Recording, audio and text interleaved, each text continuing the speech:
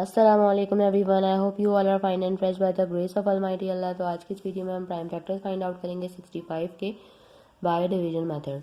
तो चलें स्टार्ट करते हैं अपनी वीडियो। सबसे पहले हम देखेंगे कि हमें प्राइम फैक्टर्स फाइंड आउट करने हैं 65 के। किसी भी वैल्यू के हम प्राइम फैक्टर किस तरह फाइंड आउट करते हैं कि उसे हमें प्राइम नंबर से एंड तक डिवाइड करना होता है जब तक कि हमारे पास 1 ना आ जाए। प्राइम नंबर्स कौन से नंबर्स होते हैं? वो तमाम नंबर जो सिर्फ और सिर्फ दो ही टेबल्स में आते हैं, एक अपने और दूसरे वन के, वो कहलाते हैं प्राइम नंबर्स। तो मैं यहाँ पर कुछ प्राइम नंबर्स की एग्जांपल देती हूँ, जैसे कि 2, 3, 5, 7 और इसी तरह कंटिन्यू रहते हैं। इनमें से सबसे स्मॉलेस्ट प्राइम नंबर में से जिस प्राइम नंबर से वैल्यू डिवाइड हो सकेगी उसे हम डिवाइड करना स्टार्ट करेंगे। सबसे स्मॉलेस्ट प्राइम नंबर 2 है, लेकिन ये वैल्यू 2 से डिवाइड नहीं हो सकती क्योंकि 2 का डिविजिबिलिटी रूल है कि अगर किसी वैल्यू के लास्ट में इवन नंबर या फिर 0 तभी वो वैल्यू 2 से डिवाइड हो सकती है। लेकिन यहाँ तो हमें 5 नज़र आ रहा है, 5 एक ऑड नंबर है।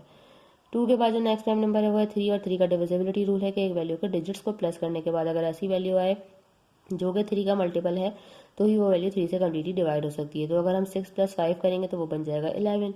11 3 का मल्टीपल नहीं है, यानी कि वैल्यू 3 से भी डिवाइड नहीं हो सकती। 3 के बाद जो नेक्स्ट प्राइम नंबर है वो है 5, और 5 का डिविजिबिलिटी रूल है कि अगर किसी वैल्यू के लास्ट में 5 या फिर 0 तो वैल्यू 5 से कम्प्लीटली डिवाइड हो सकती है। यहाँ हमें 5 नज़र आ रहा है तो हम इसे 5 से डिवाइड करना स्टार्ट करेंगे।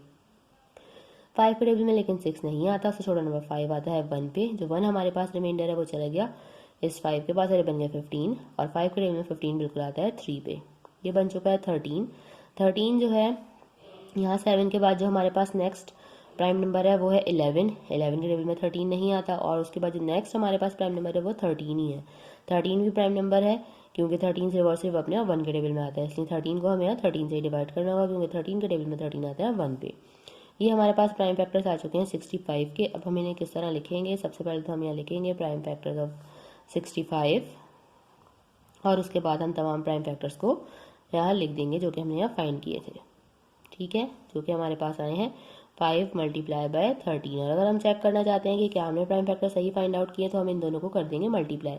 इन दोनों को मल्टीप्लाई करने के बाद अगर यही वैल्यू बन रही है जिसके हमने प्राइम फैक्टर्स फाइंड आउट किए हैं तो इसका मतलब है कि हमने प्राइम फैक्टर बिल्कुल सही फाइंड आउट किए। देखा आपने कितनी जल्दी से हमने प्राइम फैक्टर्स फाइंड आउट करना सीख लिए हैं। इसी मेथड को फॉलो करते हुए आप यहाँ जो भी वैल्यू हो उसके prime factor easily find out कर सकते हैं।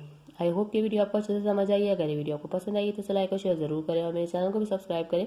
इंशाल्लाह बहुत जल्द मिलती हूँ आपसे अपनी नेक्स्ट वीडियो में। अपना बहुत ख्याल रखिएगा। अल्लाह हाफिज़।